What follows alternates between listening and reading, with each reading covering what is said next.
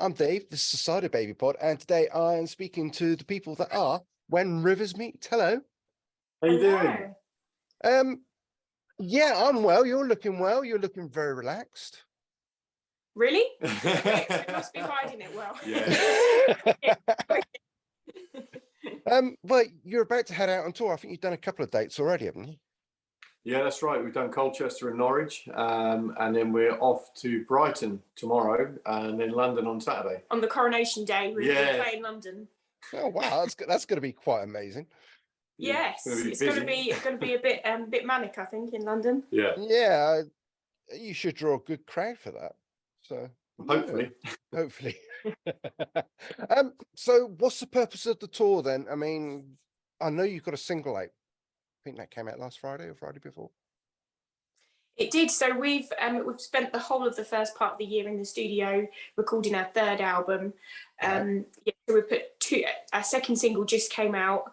And we booked last year. That was our first ever headline tour that we done. And so we went ahead quite quickly and booked our tour for this year. So it's not coinciding with the album. And a lot of that is we can't be specific on when the album is coming out either, because all the issues with the pressing plants now with vinyl and all the chart reporting and stuff. So it's going to be coming in the summer. But it's been so cool to get back on the road, and we're getting our tour in before the festivals kick off as well. Yeah, so where else are you on tour? I mean, you've got London on, well, it must be a Monday. Looks like Bristol, Birmingham. Yeah, that's right. Yeah. And we're also doing Manchester, we're doing Newcastle, Glasgow, Barnard Castle. Yeah, so quite a few places. 14 dates, pretty well spread. So yeah, I'll probably get to see you at Tavistock, which is in the middle of nowhere, which is pretty much where I live anyway, in the middle of Devon. Yeah, I mean, it's nice for you guys to actually come down and visit the Southwest, because we're often forgotten. You are. Yeah, we hear that a lot. And also for that reason, we've booked some festivals down in Cornwall as well. That's right. Yeah. So because we know that you get left out down there. Absolutely. I'm glad, I'm glad somebody's taking notice. Okay. So let's get back to the single. What was that called? So the first single we put out a couple of months ago now was Play My Game. Yeah. And then we've just released Perfect Stranger, which was like a bit of a last minute decision, actually. Yeah, it was, yeah. And we've been struggling to pick our singles off of this album. We sort of ebb and flow from day to day of what's going to be next. So, and that's the luxury of being independent. We get to do what we like. Exactly. So you're still all independent then? You self-manage, self-produce?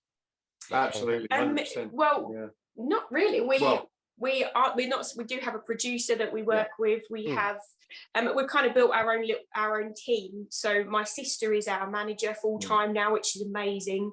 Right. Aaron's best mate manages all our merch. So we've got like a real cool little family. Yeah. Okay. So you planning to keep it that sort of way for the moment? I mean, for sure. Yeah. Yeah, we have been in the position now where we've been offered major record deals and we're not interested anymore, which is really cool, because originally the idea was we grow as much as we can to get the interest from labels, and then now we've things have really taken off for us and we don't want to do anything different. We're really happy to make all our own choices. So yeah, we're sticking with it. Yeah, I mean, the labels now have got to offer you something very tasty for you to sign for them, I suppose, because you've managed to get that buzz around you. I mean, you won an award again the other day with the Blues Award. Yeah, we did third year on a row, or in a row, shall I say, for Best Band of the Year. Blues Band of the Year. So that's really cool. And we're now in the Hall of Fame with the UK Blues Federation. So that's awesome. Yes, I mean, you've managed to do that all yourself. So like you're saying, a record label is going to have to offer you something really special for you guys just to sign on the dotted line, surely. Yeah, I mean, there's definitely, we can see the benefits. It's not like getting the ins. It's really, it is really difficult when you're independent. You've not got anyone shouting for you as such. So there would definitely be benefits for it, but it's the big machine that's behind. Yeah, with the label. It's undoubtedly it would help, but I think it's our life as well. And I think if all the decision making went and all like the like we take so much care in everything we do, and if things weren't done how we wanted it, I think it would just spoil everything for us now. And I think also that, like Grace was saying, the choices that we have, who we work with, where we go, and things like that, that would all be taken away from us. So, you know, it's kind of like being independent is such a good thing nowadays, because you can do it. You know, I mean, years ago you couldn't, but now you can. So, yeah. Okay, so take it back to the start then. And when did you decide to create the band? I mean, you know, what was the big moment for you guys? I don't think there was one big moment. I mean, I've always been like obsessed with singing all my whole life, and we met about 20 years ago in a pub. Yeah. And at that point, I was doing tribute bands, and I was doing country bands and lots of different projects. You were doing some rock band stuff, weren't you? Yeah, I think when we got together, it was not really obvious to do things together necessarily, because we were all busy on our own things, you know. And then after a while, we kind of decided to let's start writing music together, and that was a bit of a process, wasn't it? Because it took a long time to get a formula that worked for us, really, didn't it? Yeah, and also like because we'd not written individually, so when we came together and started writing, you're like square one, and so it was a lot of rubbish songs you have to go through to get anything, you know, to churn them out for a while. Yeah. And then we were putting music out for quite a few years, like at least 10 years we've been sort of putting records out, but half-heartedly just independent stuff. And then we realised that we started doing function stuff together, for like weddings and stuff, for quite a long time for bread and butter. And then we realised that we were getting more of a kick out of doing those gigs than we were playing our own music. And so we made a very big like a purposeful shift. We were like, right, let's play music we want to listen to. And that was in 2019, where everything then changed for us. And all of a sudden people started listening. It was like completely different. Okay. So were you always fans of like blues-based music? Was it something that you called home? Yeah, blues music, was that always home, or was it something else? What were your inspirations, I suppose, over the years? I think for me, rock music was always the thing, but blues also. I always say that the very first CD, or the very first two CDs that I ever got were John Lee Hooker and Iron Maiden. So, yeah. that's quite a spread. Exactly. So, and where we met was in a rock pub, because that was my local. And we just got talking, didn't we? About Elvis, funny enough. Because he was playing on the jukebox at the time. And we was waiting for the bands to go on. And kind of introduced Grace to rock music at the time, because you wasn't into rock music at the time, were you? No, I was into, there was a lot of soul, Motown, and then country. I went for a big phase of really liking the more modern country stuff. And then it was when I then started working in the pub, met Aaron, that I got introduced to all the like classic rock bands, really. So that was really cool. Okay.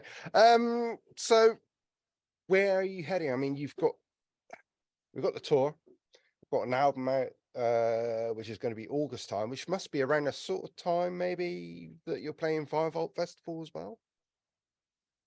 Yes, exactly. We've got a lot of festivals booked in this year, which is really cool.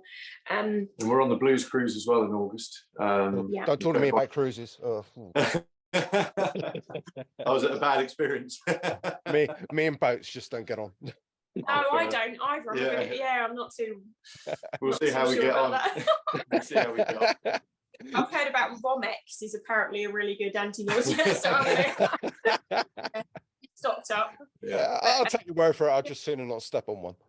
Well, the only boat I go on is the Thekla at Bristol, and that's in docked, and it's in the mud docks, and it just doesn't move, so that's fine. You're safe. We've heard about that. Yeah. But carrying on. Sorry, I'll make this about you. It's not me.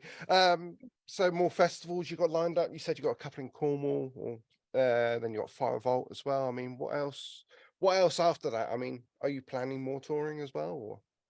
Well, I mean, other than the festivals and the Blues Cruise in August, what we're going to do is go back into the studio, because we're already thinking about the next album. Okay. that we want to do. So, but we're going to do it in a different way rather than like do a 3-month stint. We're going to probably break it up into like 2 weeks at a time, and that's kind of the plan this year. And then already we're planning for next year. We've got possibly going back to America again on the cards. So yeah, there's and another tour obviously. So there's a lot of things going on. Yeah. And also like all the logistical stuff that we deal with, like this stuff behind the scenes. So it's quite nice to get those like breathing space to get our heads into writing and also just getting all that stuff together, you know, like because it's been like a real quick sort of turnaround for us, even though we've been playing music together for a long time. Like I say, we were playing pubs before lockdown to sometimes a handful of people who didn't know who we were. So then coming out after lockdown and selling 6,500 headline tour tickets. So we've had like a massive learning curve and we're still on it, but it doesn't feel as steep now, in honesty. Like with this tour, we learned so much last year. So it's like it's all a process with us. Like we went to the States last year, so we're geared just the two of us. Next year we're going to be taking our whole crew out there.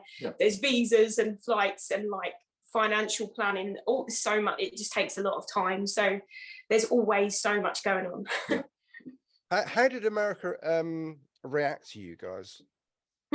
Well, really well, actually. I mean, we didn't know how it was going to be. We literally well, I say petrified. We weren't petrified necessarily, but it was a very nerve-wracking time because we were going out as a duo. We picked up a bass player and a drummer while we was over there, a couple of young lads, session players, and we just hit the stage. And to be honest, it was amazing. It really was. The reactions we were getting were incredible. And we turned up and it was like an open air festival, and we were sound checking, because it was all public. There were people, you know, like people turning up with our t-shirts on who'd literally driven from different sides of the country, because we were essential. We were in Omaha. People been flying across America to come and see us, and it was ridiculous. It was so cool. It was like the coolest thing ever. So we can't wait to go back and sort of be able to hop around a little bit more, because we stayed in pretty much one place last time. So yeah, it was really cool. Excellent. Well, back to this tour. I mean, I've got the dates here running through. May the 4th at Brighton, May the 6th in London, 11th at Bristol, and Birmingham then on the 12th, 13th at Southampton, 14th at Tavistock. Got to say that twice, Tavistock. 19th Barnard Castle. That's quite a drive from Tavistock, I've got to say.